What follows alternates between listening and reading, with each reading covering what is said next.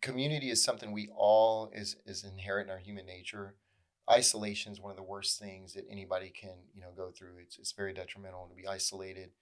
It's something that no matter what phase of life you're in or what stage of life, your net worth, you, we just all need community. And I've been part of community groups at churches, I guess, back in the days, and I kind of started really understanding and learning what that word meant as far as that type of community. But putting it in just typical applications of passion and hobbies, it's something that people really just taught me something from it. It's been awesome. Well, my name is Keating with the Science of Building Your Nest podcast. I am extremely grateful for Paul Daniels with the Daniels team to come on here and share his expertise in real estate and a lot of the similar passions that we have, not only in cars but in audio as well. So, Paul, welcome, and please expand on basically everything that you do, because we're all interested to hear. Thank you. I appreciate it. Yeah, so born and raised in Austin, Texas since 1975.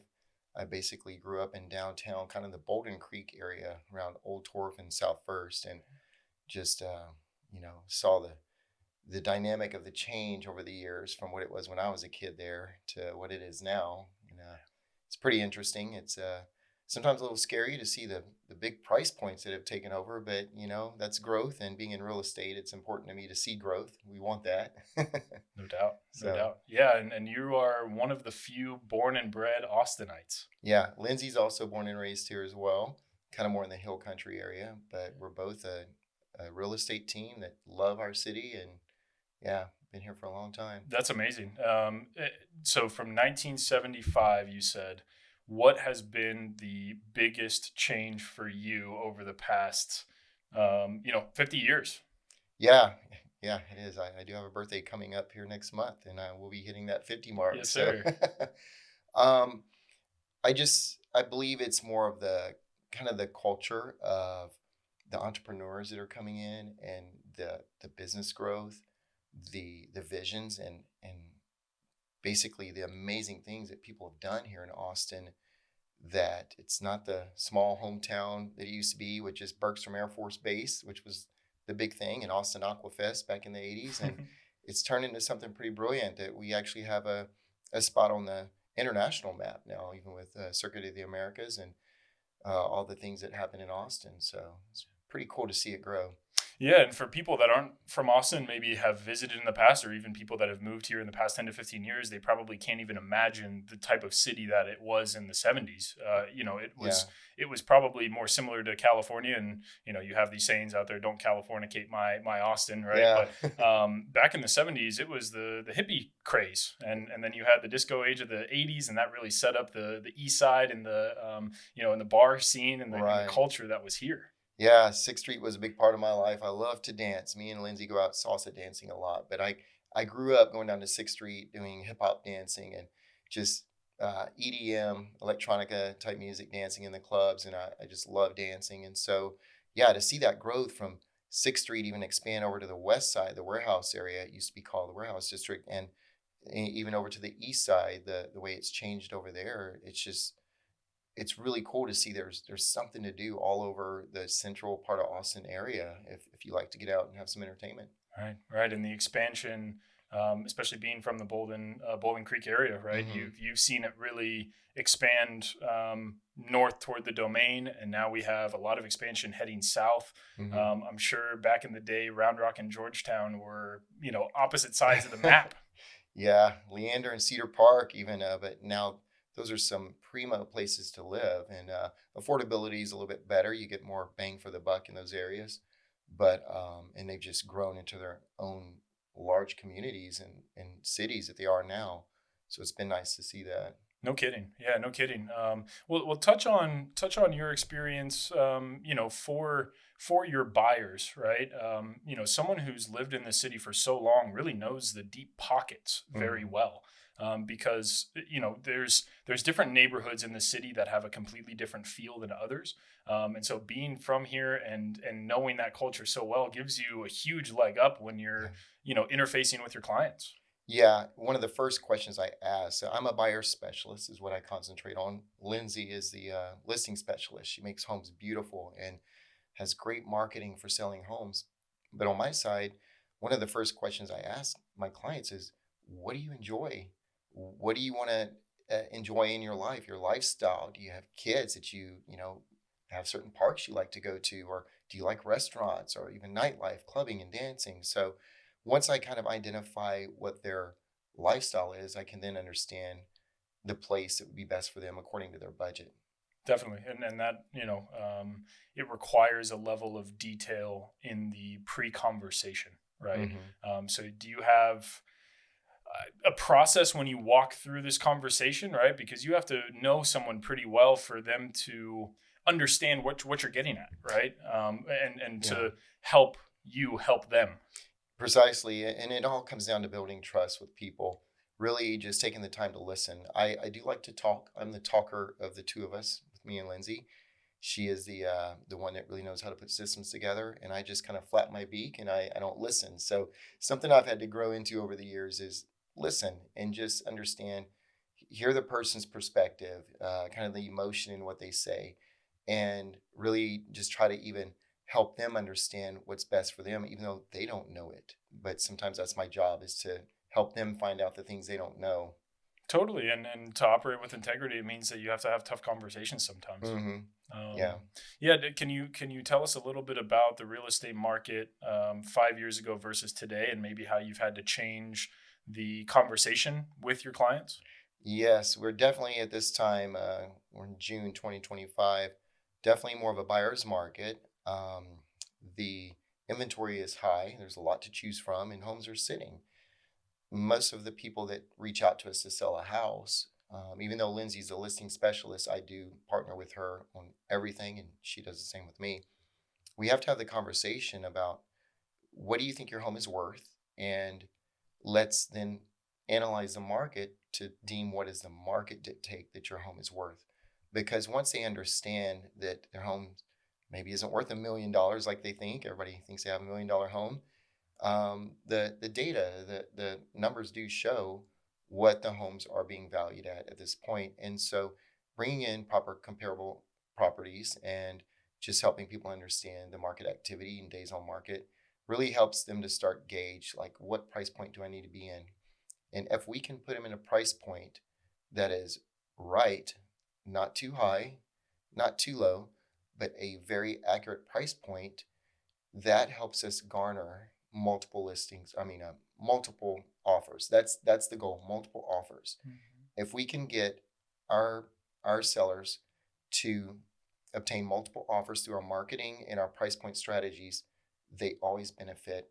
Typically, we get over asking because we know how to negotiate and really get the emotionally invested buyers into the property to come up a little bit until where they feel like that they're kind of maxed out.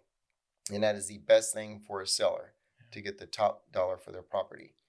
When it comes to buyers, from my side, I have to also have that conversation that if this house is priced pretty darn good, we are going to probably run into competing offers. So we need to make sure that we don't insult the buyer or the seller. We don't want to insult them with such a low offer.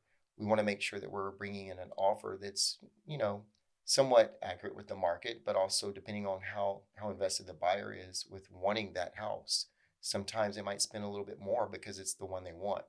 But ideally, we want to make sure that we have those conversations about price point, because people are still kind of in that mindset 2 or 3 years ago when the market was going crazy.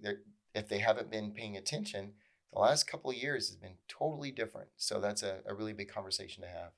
Yeah, especially when you talk about the $1 million home, because 2 years ago you could have maybe gotten 1.1, 1.2 for something that would be under a million today. Absolutely. And Yeah. and from your perspective on the buyer's specialty, you're now able to have a flip of the coin conversation with your buyers as well, Hmm. because your negotiating tactics not only work on the seller's end, they have to work on the buyer's end too.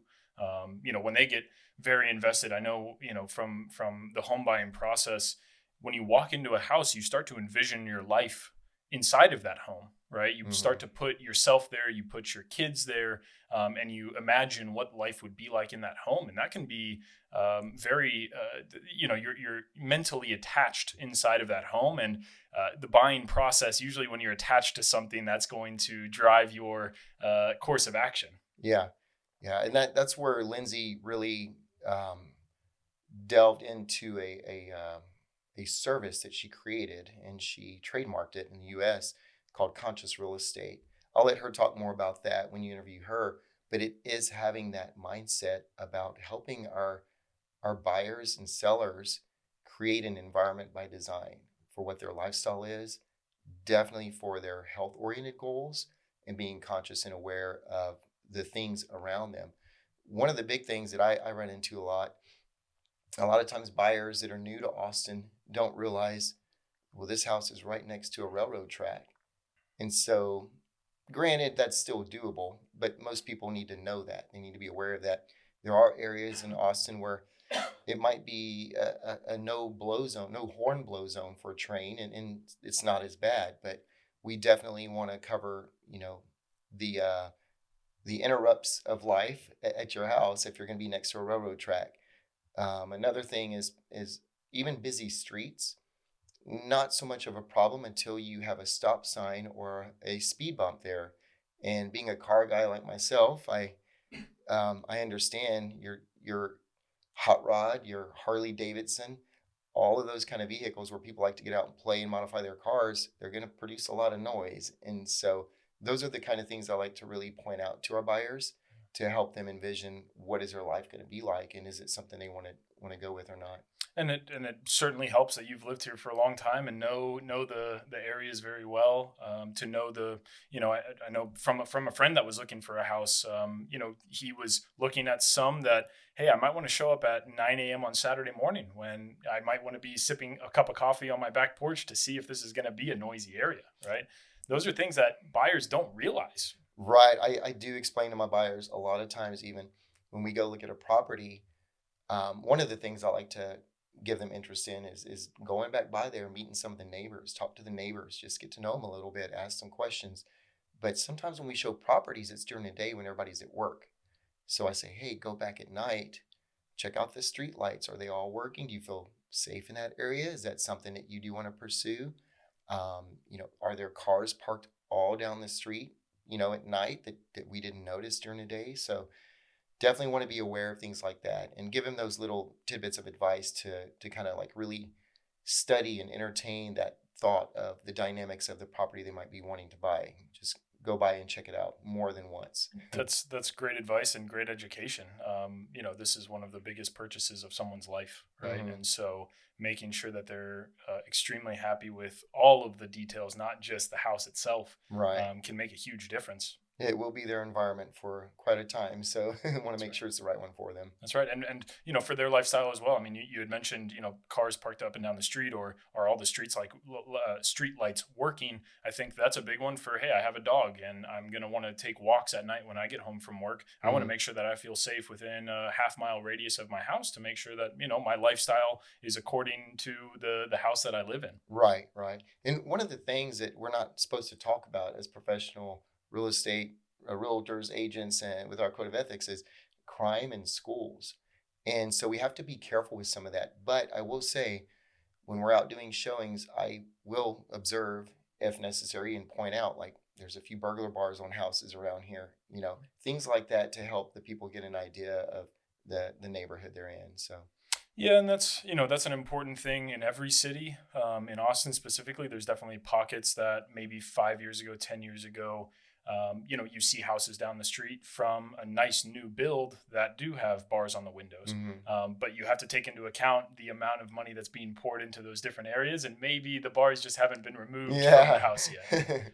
Yeah. And usually going by on a couple trips with the buyer, if they want to go by there a few times, they'll start to get an understanding of if they do feel safe or maybe it's a little sketchy. But hey, some people want to be in areas where it's a little more vibrant and lively. And I'm kind of the same way, actually. Like I said, I spent many years down on 6th Street dancing as a club kid. So it doesn't bother me one bit. So Yeah, yeah. And being from Austin, you obviously have your favorite pockets of the city. Can you give a few, maybe off the top of your head, that you really love selling houses in or buying houses in? yes, I would say definitely the downtown kind of Bolden Creek area is very just eclectic and fun and versatile. There's all kinds of, dynamically designed houses down there. And it's just a fun lifestyle. Walkability is great down to South Congress. It's a fun area. I also really, Lindsay and I are with KW Luxury, so we're luxury agents as well. But on that side of things, the Lakeway area is a lot of fun. A lot of beautiful homes out there. And Dripping Springs has really been up and coming with some gorgeous houses. So we do like that area. There's a few pockets out in Westlake that are fun as well. Terrytown, down in Clarksville, downtown area. So I just love it all, to be honest. Yeah, yeah, and I think it's from a home service industry background. I know I've lived in Austin for 18 years now, 19 years, and seeing the city grow was part of it. But it's also being able to go to different houses every day, right? Yeah. You really get to learn the streets and the city better when you're in the field and driving through it. So not only growing up back in the late 70s, but now being able to go to all the pockets and expanding outside really into Central Texas, Hmm. not just in the Austin area. You're able to get a feel for how these different areas of Austin are opening up. Yeah. Yeah. We got places like Liberty Hill that are starting to really pick up.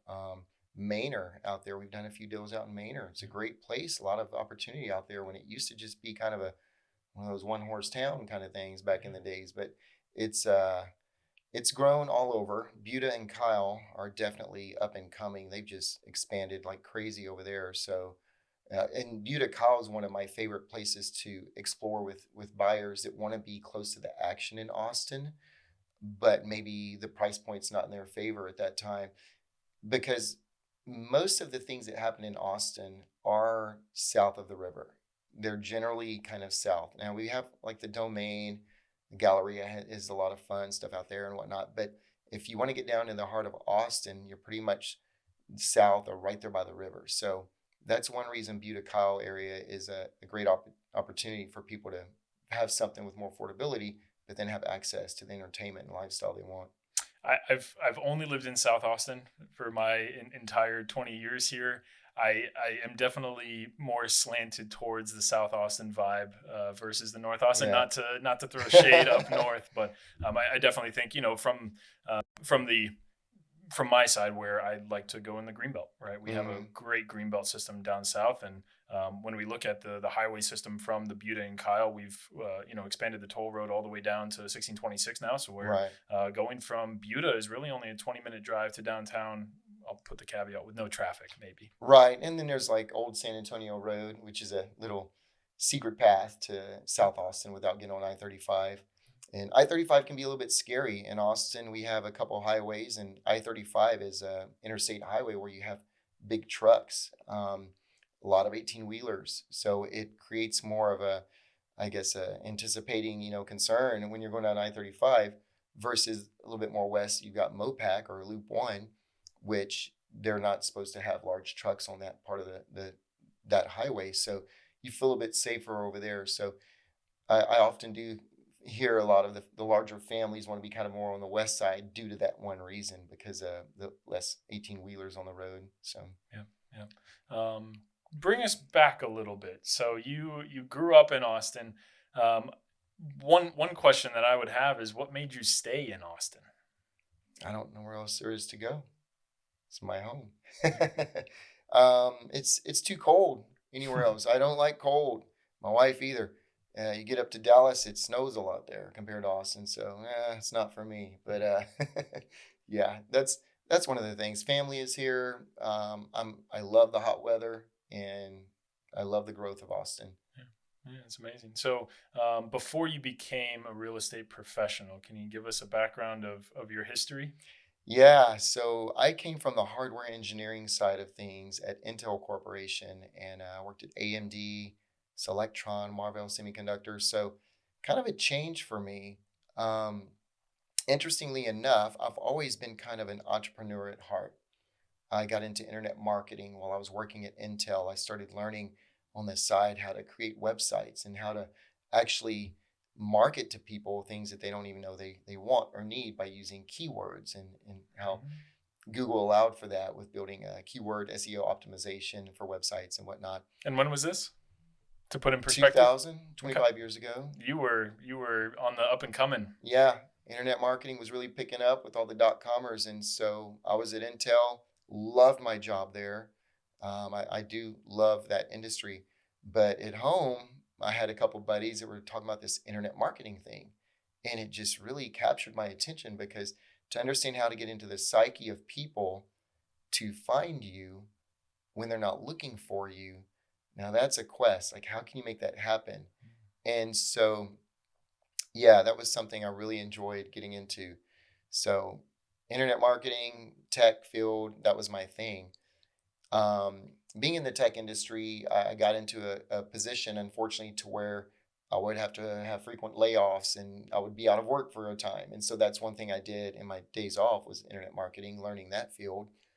Um, Lindsay and I got married in 2013, and she was a UT student that was a later student at school there, and she was finishing up her degree. And when she graduated, I lost my job at Intel, and she had no work.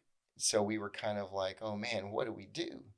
I'd had a little bit of savings saved up, and I was doing okay as far as having some money, not a lot, but enough to live. Mhm. Um, so I remember sitting in Lindsay's guidance counselor's office at UT, one of her counselors, talking about what can you do with your degree, your liberal arts degree at UT.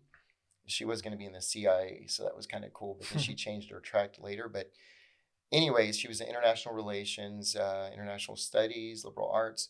And I remember her counselor saying, here's a list of things you can do with this degree. And I remember sitting in that office and we saw real estate. Lindsay said, where's real estate? And I looked over and I said, no, those guys are like snakes, like used car salesmen. I was like, we don't want to do that. And now we've been doing it for over 10 years together. But ironically enough, yeah, so while I was at Intel, I also really enjoyed audio, being a techie. I grew up around speakers, subwoofers, car audio, started getting into home audio a little bit later out of high school, and basically started buying and selling speakers on Craigslist. And I realized, through my internet marketing training or skill set that I acquired, I realized that utilizing those keywords and how to write a good marketing description for something can really help something sell on Craigslist.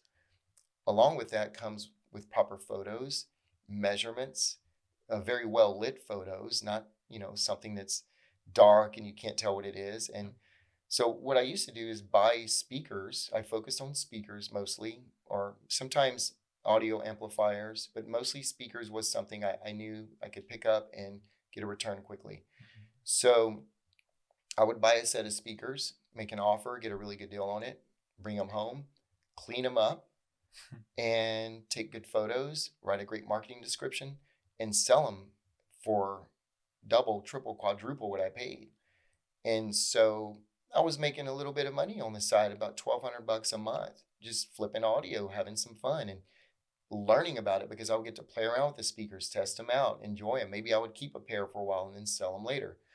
So audio was something that really got me into the sales portion of how can I make money that's almost like free money out there if you know how to just play the game. Totally.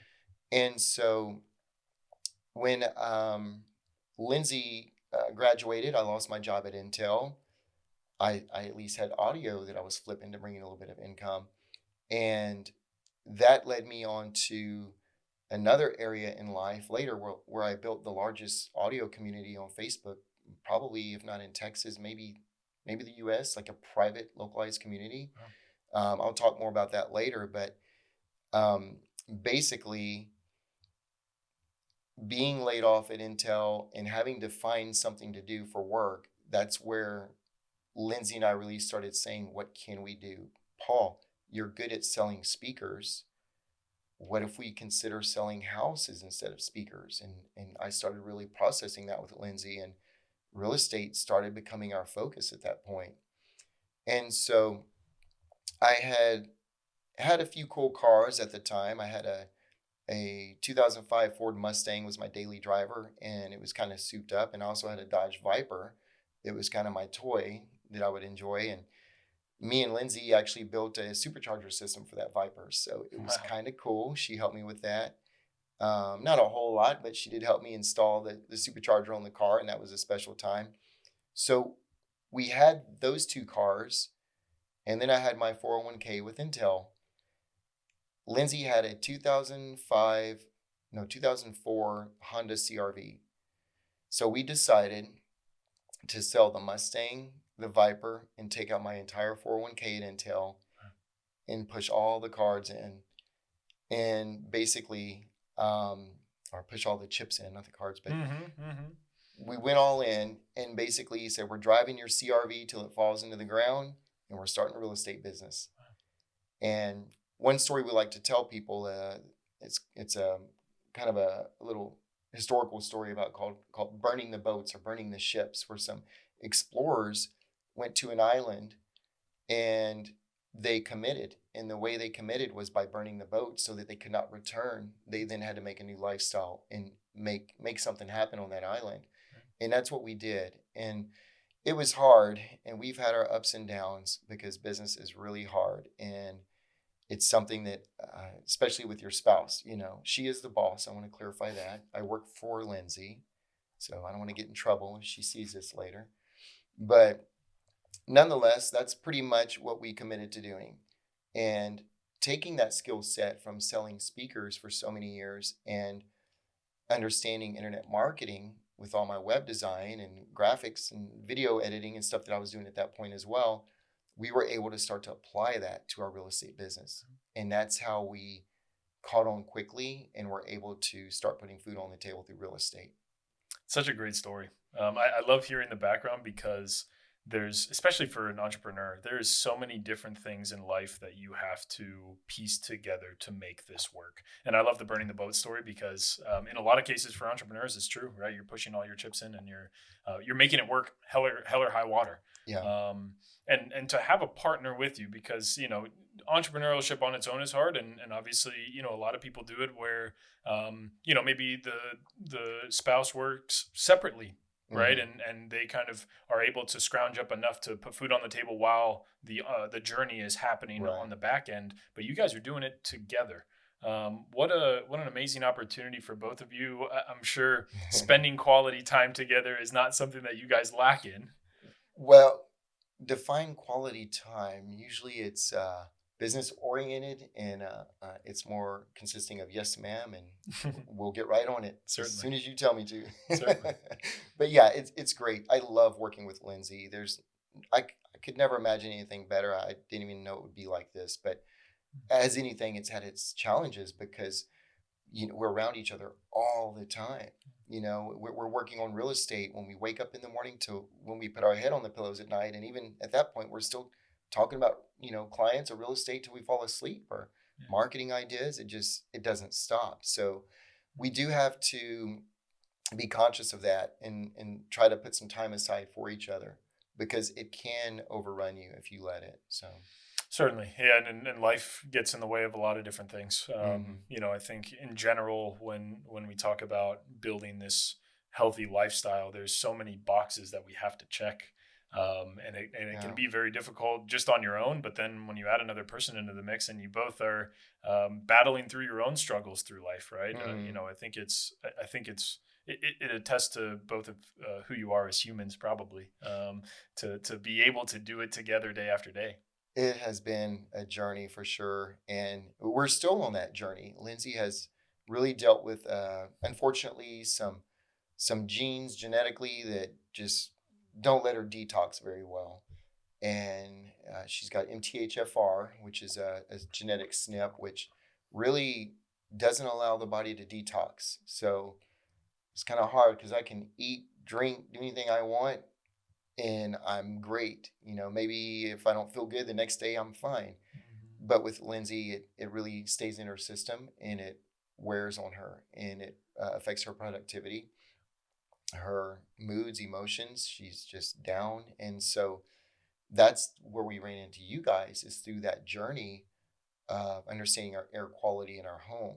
And because of Lindsay's journey, spending it's been over 10 years of us really trying to delve into her health concerns through so many different facets, so many different doctors. I believe we were spending about $800 an hour with a doctor at one point for sessions. And it's when you're not working on real estate because you're spending time with health needs, your real estate can start to slow down. But then your expenses don't stop, they actually increase with the doctors. And so that's been one of the biggest struggles in our journey is optimizing Lindsay's health. And my heart goes out to her because even today she was just kind of down and really not feeling the best. And part of that is that she is such a productive woman. She is a leader. She is a master at being productive in systems.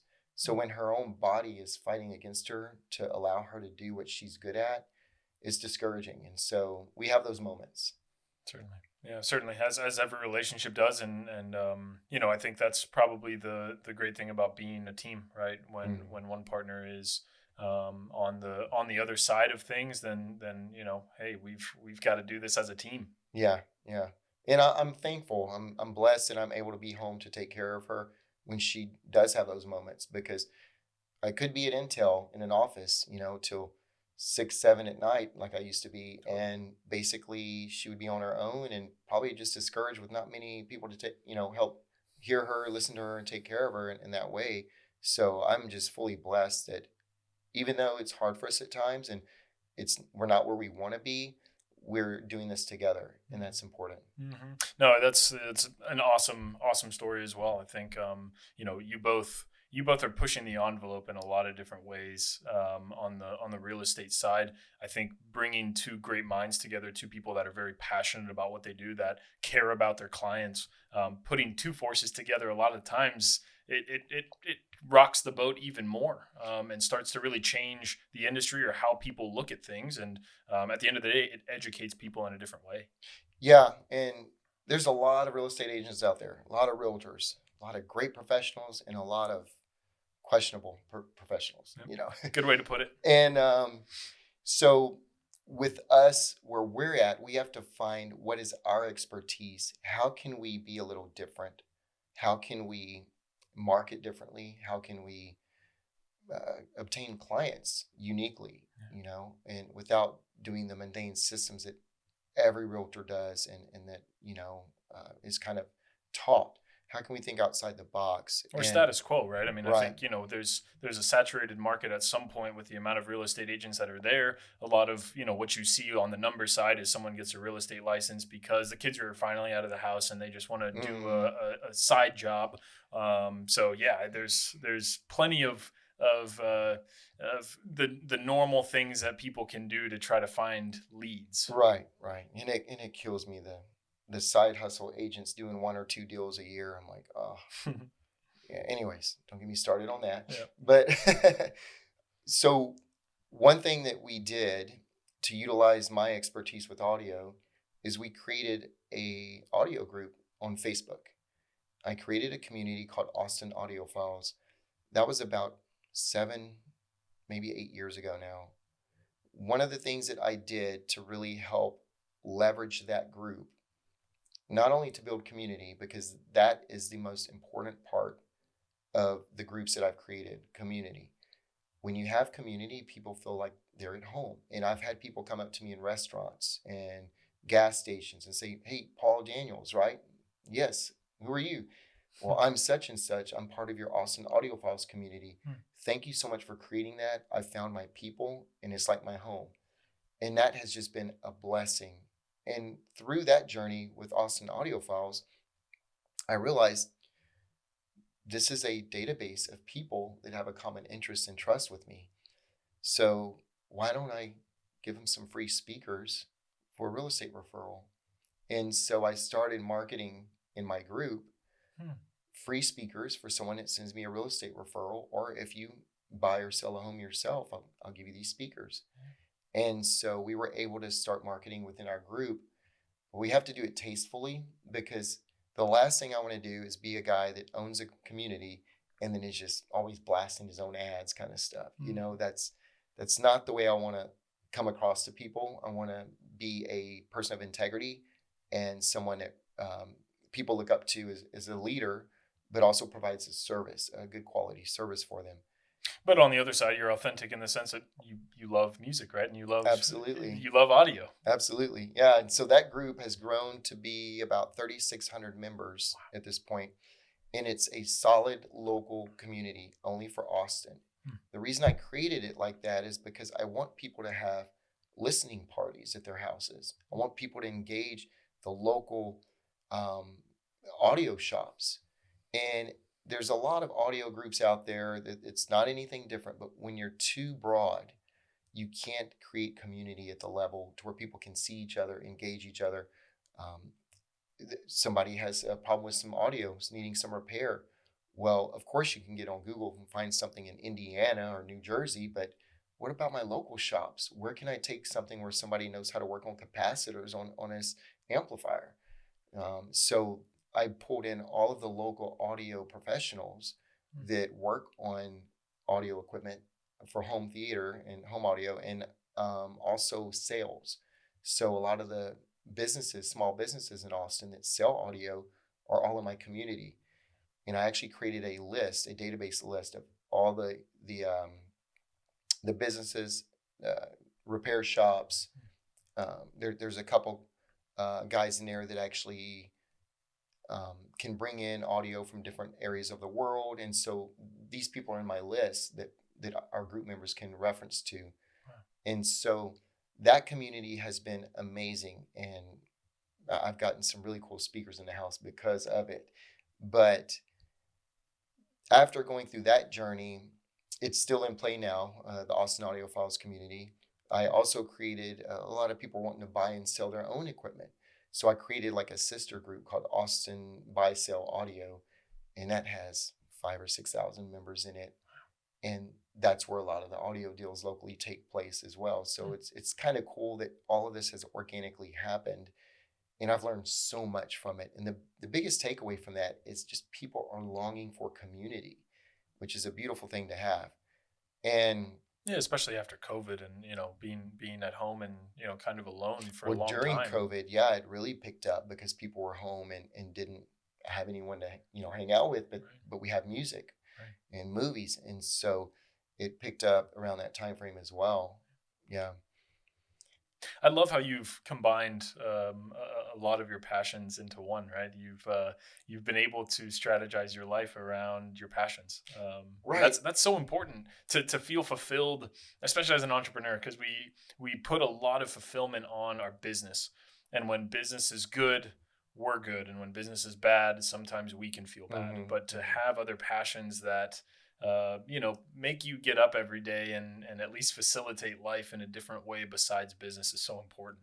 It is. It's been an outlet for me as well, to where I feel like I can still engage in the things that I enjoy and the things I'm good at that I really aren't work.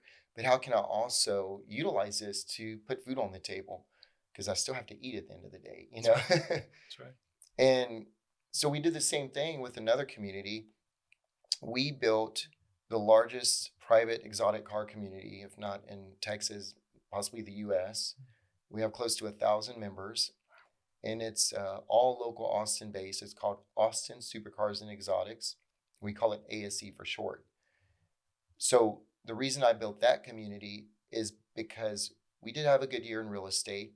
Since I sold my Viper, my cool toys back in the days, man, I went about a decade with no cars. That, we shared Lindsey's car for so long. We had a good year, and we picked up a really cool Audi R8 wide body. And ironically enough, it was even our branding colors, white, black, and red, which match all of our Daniel's team logos and our branding. So we were really excited about that. Lindsay even picked out a cool license plate that says real estate on the back. So Cool. that's kind of cool. And when we got that car, we could not find a community to be a part of. Years back, I did have another exotic car community in a message board forum back Yeah. when those were popular. Had about 400 people back in the day. So I've been kind of a leader in the car community for about 25 years. I know a lot of people. So we couldn't find a community. And Lindsay came out to me in the garage one day. I was tinkering on something. And she said, Paul, build it. And I said, okay. I said, are you sure? Because this is going to consume me. She said, build it. And so I took all of my knowledge and experience from Austin audiophiles and I applied it to building Austin supercars and exotics. And that has been something that's just been amazing because we have connected with the most brilliant people in Austin, high achievers. It's taken us up a level because we are the people we hang around. And so we've had these immaculate, stunning events with multi-million dollars worth of exotic cars out, hypercars, things that people won't ever see in their lifetime. And it's just been a dream come true for me. It has also allowed us to sponsor events with the Daniels team. So we haven't had a ton of business from that group, and that's not why I built it, to just obtain all this business and these leads. The group is a passion project because I'm good at cars and I know a lot of people, and I wanted to build a community like Austin Audiophiles. And sure enough, I have people coming up to me saying, Paul, this is just so awesome, this community. Everybody's so nice. Because a lot of the communities, when you get into that kind of higher net worth of people, are kind of like private hush hush, as far as you have to know somebody to get in. And this is a community I built and designed to say, if you've got an exotic car, you're in. You don't have to know anybody. Just hang out with us. If you work in the exotic car industry, for instance, if you're a technician at Ferrari of Austin, maybe you sell cars at Ferrari of Austin or with Lamborghini, well, you need to be in our community because these are our people. Yeah. So we've sponsored events and we've collaborated with Ferrari, Lamborghini. High Tech Motor Cars has been one of our biggest collaborators. They sell Bentley, Aston Martin, Maserati, Porsche, and I'm missing one, Rolls Royce. And then they also have a luxury division where they sell Lamborghinis, Ferraris, and other resale cars. They also sell Lotus. So we had them sponsor with one of our big events recently called La Bella Vie that me and Lindsay put on with a few people. And that was a phenomenal experience. And it really allowed us to promote the Daniels team and do it in a tasteful way to where we're not throwing it in people's face in our community, but on events we're able to sponsor. So that's been a big blessing. And that community is a community that you would definitely, it requires time to build trust with people. So it's not something that's happening overnight to start having a bunch of people from the community jump out and say, hey, Paul and Lindsey, we want to get you guys to sell our home, or we want to buy a home with you guys. It's a long game, and it's okay. But the best part of it is we get to enjoy something together that's just out of this world. So yeah, and guaranteed it would have never shaped up that way if it hadn't been done in an authentic way, right? I agree, and that's what's really cool about it, is going in with it with the right intentions, because we did not go into building the community to get business. Totally. We wanted a place to hang out with people around different settings and scenes, and we wanted to build a community. But organically, we started finding ways to say, well, wait a minute, we run a real estate business. Why can't we sponsor an event with our Daniels team logo and get some recognition for it? And so that's organically how some of that has happened. And it's been quite a fun journey. You've mentioned community so many times. And you've created one for your love of audio, and now one for your love of cars. What is the purpose behind it from your perspective, right? Why do you feel like you really love the community aspect? I think community is something we all is inherent in our human nature. Isolation is one of the worst things that anybody can go through. It's very detrimental to be isolated. And when you have community at any level, and I see this even with the higher net worth people that you think just have it all, and they're great folks, but man, they come to life when they're around their community. And it's something that no matter what phase of life you're in or what stage of life, your net worth, you, we just all need community. And I've been part of community groups at churches, I guess, back in the days, and I kind of started really understanding and learning what that word meant as far as that type of community. But putting it in just typical applications of passion and hobbies, it's something that people really just taught me something from it. It's been awesome. One of the great things too with our um, ASC, Austin Supercars and Exotics community, is we're able to give back. We've done probably 30 plus events over the last couple of years. We're only 2 years old in that community. Hmm. And there's been all kinds of charities that we've had sponsor at our events. And so Lindsay and I are able to give back through that by creating and helping to organize the events so that the charities can then benefit. So it's also a great way of giving back. I don't know if it's because you're from Austin, but there's such a down to earth, grounded energy that you give off. And to be so interactive in the community. I mean, from those adjectives, I almost take more of like an introverted side, but you're Uh-huh. so extroverted and you're so out there. You present yourself like a true entrepreneur. But to have that grounded and down to earth nature is so cool. Yeah, thank you. I think I've had a lot of practice. I've had a lot of speaking opportunities with individuals one on one, and really trying to connect with people and be authentic, but have that childlike energy too when it comes out. It's just, I love life and I love people. Yeah, and then you talked about community, man. It's especially in this day and age where we're glued to our phones or our computers. The community aspect is so vitally important to the health and well being of everyone. You really get. I think there's a lot of sayings out there when you start to get older and you stop doing what you Mm, love, you crumble. yeah. And the being around the community and the people that the things that you love and enjoy, coupled with the people that also love and enjoy those things. Yeah, I highly agree with that. It's something that we all need. We all need to tap into that inner child and let loose and be around the people we love and connect with. One of the biggest things for Lindsay is the Latin community with salsa dancing. She lived in Mexico for a couple of years and went to language school. Uh, the people of Mexico became her friends, her family, her people. And she had a culture shock when she came back to the US at that time. It was years ago before I met her.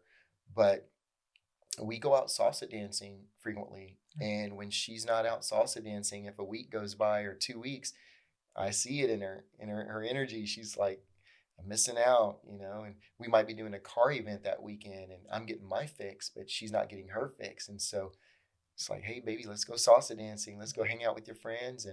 And she has some great guys that she knows from the salsa dance community because she's been part of that community for way longer than myself. Mhm.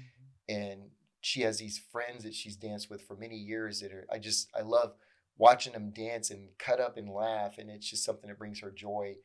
And we don't get that at at home or a place of business or school. Whatever we do as people of society, we have to have those outlets to really just have those big belly laughs and let loose. So it's a lot of fun. But Yeah, and man, you touch on the community that people create, and now you're able to create a community that someone can be introduced to by the area of town that they might want to live in, right? And so I yeah, mean, just to tie this back on the real estate side, like the more that you can get ingrained with the person that wants to buy a house, now you're really able to tap into the area of town that they might find their community in. absolutely. Lindsay and I are both really big on connecting people. We're connectors. If someone has a need or something they have interest in, we'll find a connection for them because it's important for them to come to Austin and live life to the fullest. Totally. I'm sure you get it a lot, but you guys are a true power couple. Thank you. Thank you for coming on, Paul. How can people get associated with you? Obviously, your Facebook groups are going to be if you're an audiophile, or if you have a supercar, you know exactly where to find you. But also the DanielsTeam.com. Yes, just even Google Paul Daniels, Lindsey Daniels. We pretty much pop up at the top. Our actual business is the Daniels Team with Keller Williams Luxury. So that's also pretty easy to find. We have websites and all of our social media, Instagram. We have all kinds of great content out there for people to look at. Yeah, that's amazing, and I'm sure you've gone from back in the day to get the keywords optimized. Yeah. Awesome. Thank you very much, Paul. Thank you.